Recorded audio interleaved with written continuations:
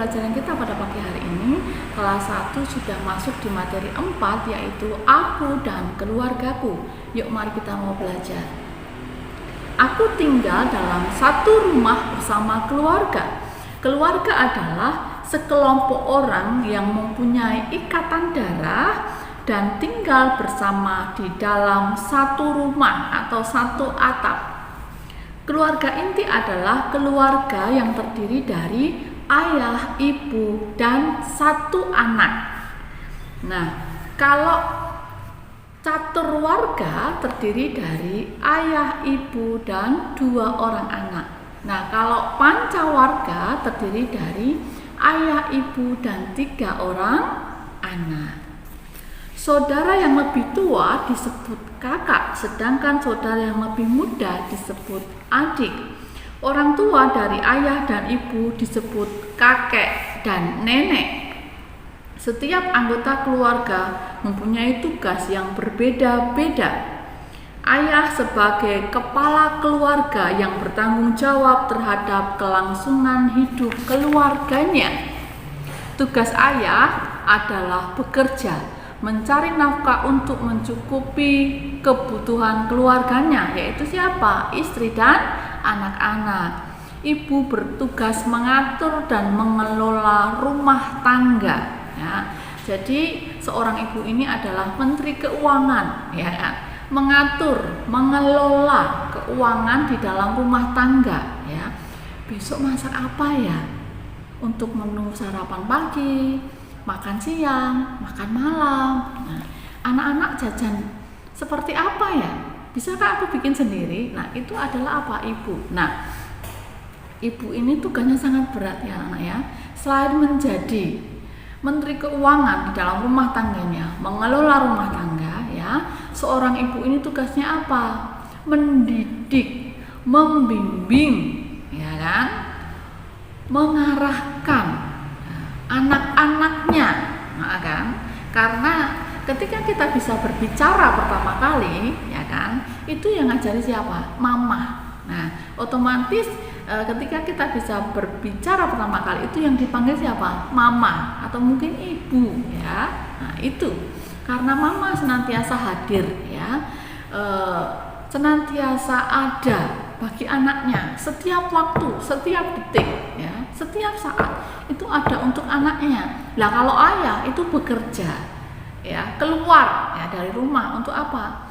Mencari rezeki, mencari nafkah, ya, sehingga pulang bawa uang. Dan untuk apa? Nah, untuk memenuhi semua kebutuhan keluarganya, istri dan anak-anaknya. Nah, selain itu, seorang ibu ini juga mengerjakan pekerjaan rumah tangga. Nah, kalau anak-anaknya sudah gede, itu seorang ibu enak ya, tinggal nyuruh aja.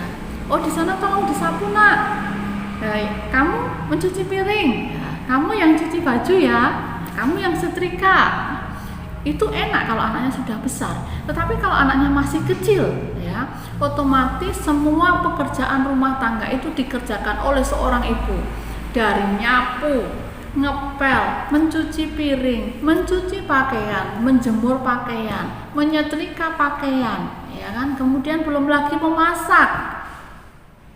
Belum lagi apa? Ngomong anaknya. Ya, sangat berat sekali menjadi seorang ibu. Tetapi berbahagialah, ya, menjadi seorang ibu, karena itu merupakan anugerah dari Tuhan, ya, bisa menjadi seorang ibu, mendidik anak-anak, membimbing anak-anak, mengarahkan anak-anak ke arah yang benar, mengajarkan anak-anak tentang firman Tuhan, ya. Jadi pekerjaan menjadi seorang ibu itu harus dinikmati, harus disyukuri, karena semua itu adalah anugerah dari Tuhan, ya mama-mama ya. Nah, orang tua mempunyai kewajiban untuk merawat dan mendidik anak-anaknya sampai dewasa dan mencukupi kebutuhan mereka. Jadi, kewajiban orang tua, baik ayah dan ibu, itu adalah merawat, ya, merawat siapa? Merawat anak-anak dari bayi, bukan, dari dalam kandungan sampai dewasa. Nah, kalau sudah menikah, anak-anaknya ya sudah menikah dan memiliki rumah sendiri, itu orang tua baru bisa baru bisa apa? Sedikit melepaskan tanggung jawab, tidak merawat lagi. Karena apa? Anak-anak sudah dewasa, sudah bekerja, bisa mencari uang sendiri. Gantian dong anak yang merawat orang tua, karena orang tua itu lambat laun ya, semakin lama itu tidak menjadi semakin muda, tetapi orang tua ini semakin lama lambat laun itu akan menjadi tua, ya kan? Nah, kemudian akan jelaskan di sini. Nah, kewajiban orang tua adalah, sekali lagi kemudian sampaikan ya, merawat, mendidik, membimbing, mengajarkan anak-anak tentang firman Tuhan, serta apa? Mencukupi semua kebutuhan anak-anaknya. Bahkan untuk apa? Biaya pendidikan orang tua itu harus tanggung, harus penuhi semua. Nah, sedangkan hak orang tua apa? Hak orang tua adalah berhak untuk dihormati dan dihargai oleh anaknya, berhak mendapatkan perhatian dari anaknya, berhak apa? Mendapatkan kasih sayang dari anaknya, berhak apa? Dicintai oleh anak-anaknya, berhak apa? Untuk disayangi oleh anak-anaknya. Itu adalah kewajiban dan hak orang tua. Nah, sekarang anak-anak juga mempunyai kewajiban di dalam keluarga, yaitu menghormati dan mentaati serta membantu pekerjaan dalam keluarga. Jadi kewajiban seorang anak, karena saat ini anak-anak sudah duduk di bangku sekolah dasar kelas 1 ya. Nah, anak-anak memiliki kewajiban, yaitu apa? Belajar. Karena anak-anak seorang pelajar. Selain belajar, anak-anak juga berkewajiban untuk apa? Menghormati dan menghargai orang tua. Baik orang tua di rumah, yakni ayah dan ibu, mama dan papa, papi dan mami, atau mbok e dan pak e. Nah, begitu juga dengan menghormati orang tua yang ada di sekolah. Siapa? Bapak dan ibu guru, kemudian bapak dan ibu karyawan sekolah, kemudian bapak dan ibu penjaga sekolah, maupun bapak keamanan sekolah. Ya kan? Nah, selain itu apa kewajibannya? Anak-anak juga harus membantu pekerjaan rumah. Contohnya apa? Menyapu. Nah, anak-anak sudah kelas 1 kan, belajar mandiri. Ketika kamarnya kotor, nggak usah teriak-teriak, mama tolong disapu, mah ini kotor, mah banyak semut. Nggak usah. Tetapi apa? Kerjakan sendiri. Ambil sapu, mulai belajar menyapu, membereskan sendiri kamarnya. Ya kan? Iya, karena anak-anak sudah kelas 1 ya, harus belajar mandiri. Belajar untuk tidak selalu bergantung kepada mama ataupun papa. Karena apa? Orang tua sudah lelah bekerja, ya kan? Apalagi ada mama atau seorang ibu yang tidak hanya menjadi ibu rumah tangga, tetapi harus bekerja. Ya. Untuk apa? Mencari tambahan penghasilan supaya berkecukupan di dalam apa? Memenuhi kebutuhan anak-anaknya. Jadi anak-anakku harus ngerti, anak-anakku harus paham, anak-anak harus peduli terhadap orang tua. Kenapa? Karena orang tua sudah susah payah merawat, mendidik, membimbing, mengarahkan anak-anak setiap hari. Bahkan merelakan waktunya untuk apa? Bekerja. Sampai di rumah orang tua, ya kan, menyediakan waktu untuk apa? Bersama-sama dengan anak, ya, ngobrol sama anaknya. Seharian ini kamu ngapain? Nah, kalau Budian kan bekerja ya, suami Budian juga bekerja. Jadi waktunya Budian untuk anak-anak itu ketika pulang dari kantor sore hari, sekitar jam 4 sore ya sudah sampai di rumah. Itu waktu Budian itu Budian curahkan untuk anak-anak, ya kan? Anaknya Budian 2, yang satu kelas 2, yang satu lagi yang nomor 2 itu TKB1, yaitu TK kecil. Mereka juga pembelajaran daring, belum PTM, belum tatap muka. Jadi ketika Budian sampai di rumah, ya kan, mandi dulu, anak-anak tak urusin juga mandi ya. Setelah itu kan beres-beres. Kemudian apa? Makan, sediakan makanan mereka. Nah, setelah makan kemudian Budian baru tanya, tadi pembelajaran daringnya apa? Karena menggunakan HP-nya nenek atau menggunakan HP-nya kakeknya, ya kan? Ini mah. Nah, kemudian Budian juga bisa buka di HP-nya Budian. Oh, ini. Ya, kemudian Budian mulai mengajar anak-anak. Yang kecil dulu tugasnya apa, pembelajaran darinya apa. Kemudian yang gede tugasnya apa, pembelajaran tadi apa dari bu guru. Nah itu. Nah setelah itu kemudian senantiasa kemudian menyempatkan waktu untuk bermain dengan anak-anak, walaupun hanya bermain apa ya, kalau dengan yang kecil itu bermain masak-masakan. Jadi kemudian yang jadi pembeli, anakku yang kecil itu jadi penjualnya. Itu anak-anak sudah senang sekali ya. Kalau dengan yang besar itu biasanya lebih ke ini ya, fisik ya, umpamanya lompat tali gitu, atau mungkin apa namanya, congklak ya gitu, atau mungkin permainan apa ya, kayak sembunyi-sembunyian. Nah itu, jadi tetap bisa terjalin komunikasi dengan baik antara orang tua dan anak, karena orang tua selalu menyediakan waktunya untuk apa, bersama dengan anak-anaknya. Oke anak-anak ya. Iya, setiap anggota keluarga harus saling mengasihi. Jadi yang punya kakak angkat tangannya, yang punya adik angkat tangannya. Nah, kalian semua memiliki saudara kandung, baik itu kakak maupun adik. Harus bagaimana? Harus saling mengasihi, harus saling menghormati, harus saling menghargai. Jangan lagi ada keributan, jangan lagi ada pertengkaran, tetapi lebih kepada apa? Rukun dengan saudara. Apa kata tetangga ketika anak-anak ribut terus dengan kakak? Apa kata tetangga kalau anak-anak ribut terus dengan adik? Maka tetangga akan menilai, loh kok seperti itu ya anak Tuhan? Nggak bisa rukun sama adiknya, nggak bisa damai dengan kakaknya. Apakah anak-anak akan menjadi berkat untuk orang lain? Tentunya tidak. Anak-anak malah akan menjadi batu sandungan, ya kan? Nah, yuk kemudian lanjutkan ya. Nah, di sini contoh dalam Alkitab keluarga yang saling mengasihi itu adalah Bapak Abraham dan istrinya, yaitu Ibu Sarah, dan anaknya yang bernama Ishak. Jadi begini anak-anak, Bapak Abraham dan Ibu Sarah ini menikah sudah lama ya, tetapi Tuhan belum mengaruniai seorang anak, bahkan mencapai umurnya hampir 90 tahun dan Bapak Abraham hampir 100 tahun, karena selisih Bapak Abraham dengan Ibu Sarah itu 10 tahun ya. Nah, tetapi ya Bapak Abraham dan Ibu Sarah ini senantiasa berdoa kepada Tuhan, senantiasa taat kepada Tuhan, senantiasa percaya akan janji Tuhan bahwa Tuhan akan memberikan keturunan kepada Bapak Abraham seperti bintang-bintang di langit banyaknya, dan juga seperti pasir-pasir di tepi pantai jumlahnya jadi banyak sekali. Dan Tuhan berjanji bahwa keturunannya Bapak Abraham ini akan menjadi bangsa yang besar. Tetapi pada kenyataannya sampai sekian puluh tahun Bapak Abraham dan Ibu Sarah tidak mendapatkan seorang anak.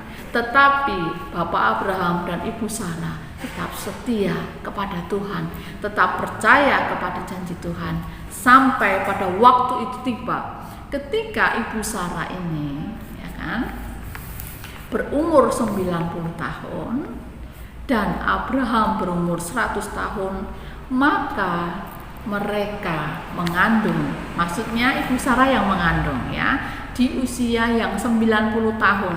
Kalau dipikir secara akal budi manusia itu nggak mungkin, karena umur 90 tahun itu sudah tidak haid lagi, sudah mati haid karena sudah tua.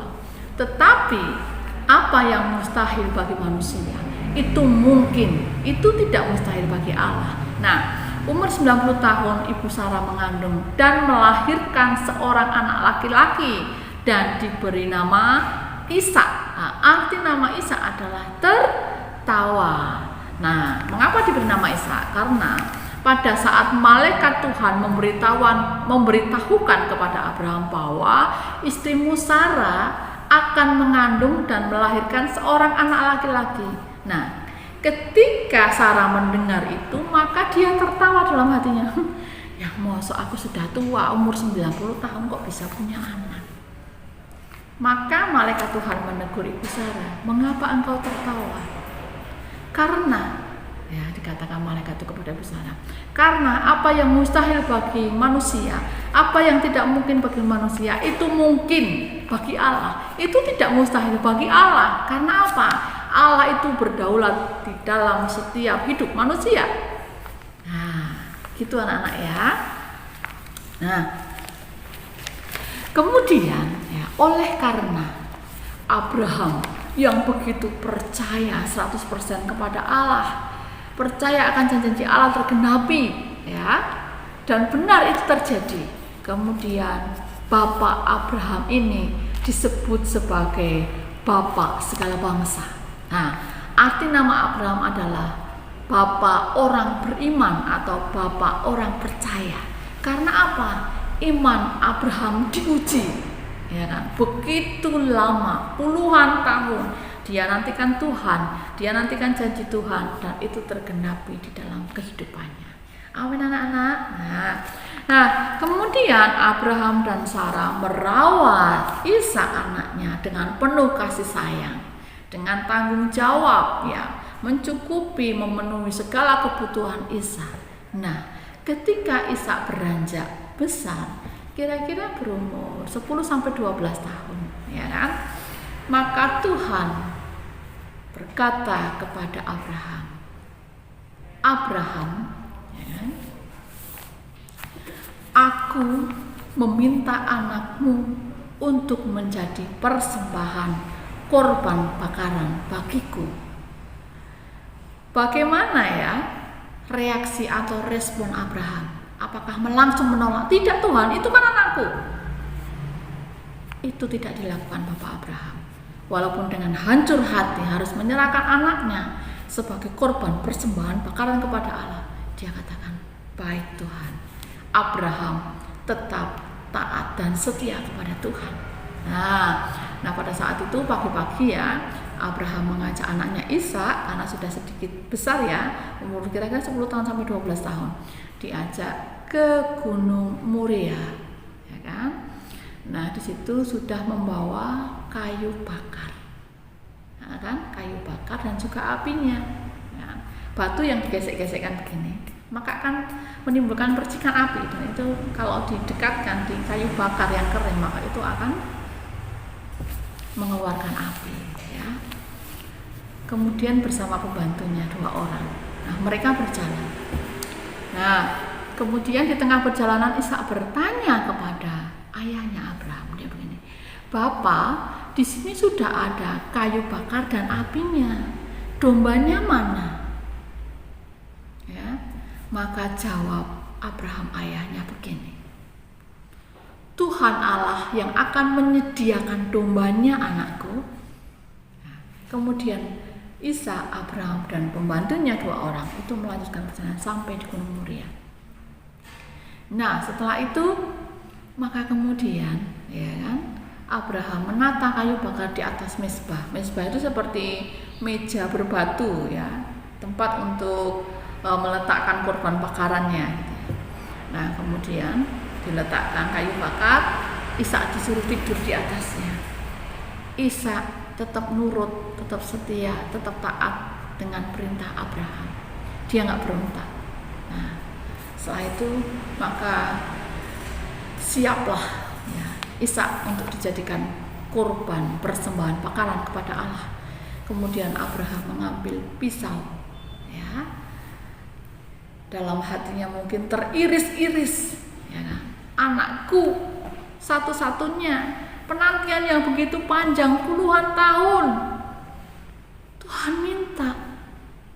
Betapa hancurnya hati seorang ayah, tetapi Abraham harus taat kepada perintah Tuhan Allah. Nah, ketika pisau ini sudah dipegang dan akan dijamkan ke jantungnya Ishak, ya, kurang sedikit lagi, maka Tuhan berkata, Abraham, jangan kau apa-apakan anakmu. Aku percaya imanmu. Kemudian Abraham, ya, stop, berhenti. Lihat, Abraham. Kemudian dipeluknya anaknya dengan kasih sayang. Dan kemudian ada domba yang tersangkut tanduknya di semak belukar. Mbek.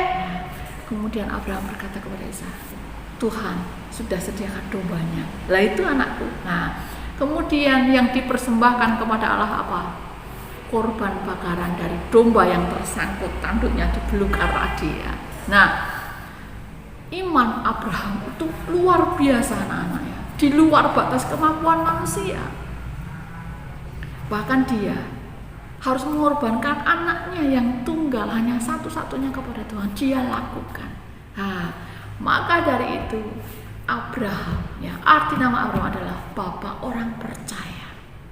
Tuhan menguji iman Abraham dan Abraham melakukan itu, ya, tetap taat kepada Tuhan. Apapun yang diminta Tuhan, dia lakukan. Nah, iman Abraham luar biasa, sehingga namanya disebut sebagai Bapa segala bangsa, dan arti namanya adalah Bapa orang beriman atau Bapa orang percaya. Amin anak-anak ya. Iya, sampai di sini dulu pembelajaran kita. Untuk tugasnya, silakan anak-anak kelas 1 menggambar anggota keluarga. Jadi ada mama, ada papa, dan anak-anak, ya, di dalam buku gambar. Oke ya. Terima kasih, Tuhan Yesus memberkati.